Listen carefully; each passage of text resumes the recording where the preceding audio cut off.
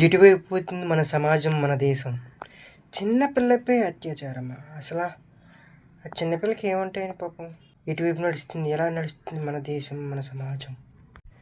ఇది పెంపకంలో లోపం, సమాజంలో ఉన్న లోపం. తెలుసా మీకు? ఎందుకంటే మనం గ్రంథాలు చదవాలి.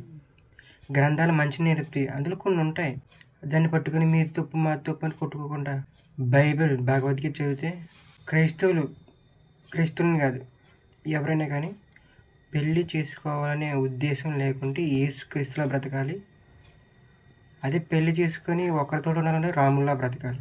అంటే వారిని మార్గదర్శకంగా తీసుకొని మంచిగా బ్రతకడానికి మానేసి ఏంటండి ఇది? ఏం నేర్పుతున్నారు మీ పిల్లలకు? ఇటువైపు నడిపిస్తున్నారు. మనది సాంప్రదాయమైన దేశం అని చెప్పి మన సాంప్రదాయాన్నే మర్చిపోతున్నారు. అత్యాచారం చేస్తే చంపేయాలి. ఎంతమందిని చంపేస్తారు? తెలిసినవి కొన్ని అయితే తెలియనివి ఎన్నెన్నో. దిశ అనే ఆమె చనిపోయింది కదా, అసలు ఆ ముగ్గురు అత్యాచారం చేయలేదు, చంపలేదు. సజ్జనార్ గారు ఫేక్ ఎన్కౌంటర్ చేసి చంపేశారు. ఒక సుగాలి ప్రీతి కానీ ఈ హీరోయిన్ ఉంది కదా, ప్రత్యూష అనే హీరోయిన్ ఉదయకిరణ్ సినిమాలో కలుసుకోవాలని సినిమాలు మరదల కింద తెస్తుంది కదా, ఆమె పేరు ప్రత్యూష. ఇంకా చాలా సినిమాలు తీసింది. ఈమెది కూడా 25 సంవత్సరాల తర్వాత కేసు బయటపడిందంట.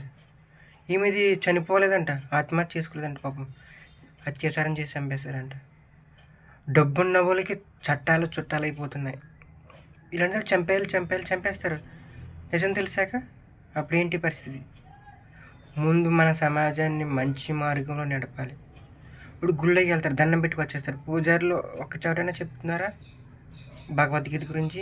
ఎవరో మన చాగంటి స్వామియాజులు గారు కానీ ఇంకొక పెద్ద ఆయన ఉంటారు, ఆయన కానీ వాళ్ళిద్దరైనా ఇంకెవరు చెప్పరా?